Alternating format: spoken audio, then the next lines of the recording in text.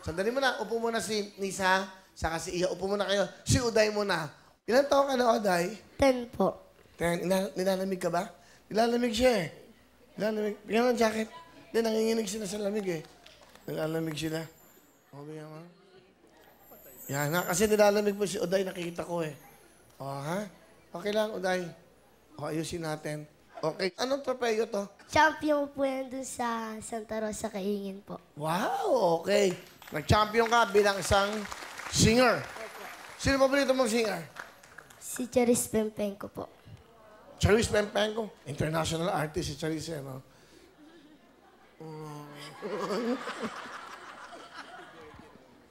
Anong trabaho ng tatay?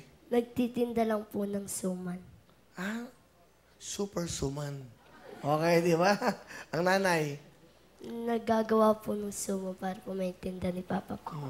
May ito yung mga bata. Mga batang nangangarap, dapat to pa rin.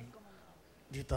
Okay, Oday, pakilala mo sino kasama mo? Pinakikilala ko po sa inyong lahat ang poging tatay ko, pinamamahal kong tatay. Tatay Kaloy. Magandang hapon, Kuya Will. Mangkaloy, magandang hapon. Welcome. Ang tinda nyo ay suman. Opo, Sa kayo naglalako. Santa Rosa po. Sige. Anong gusto nyo sabihin sa inyo pong anak? Masabi ko pala sana ko po, malamal ko po siya. At nakakatulong na po sa akin, sa aking pagtinda. Kasi po siya ay kasama ko tuwing linggo po sa pagtitinda po.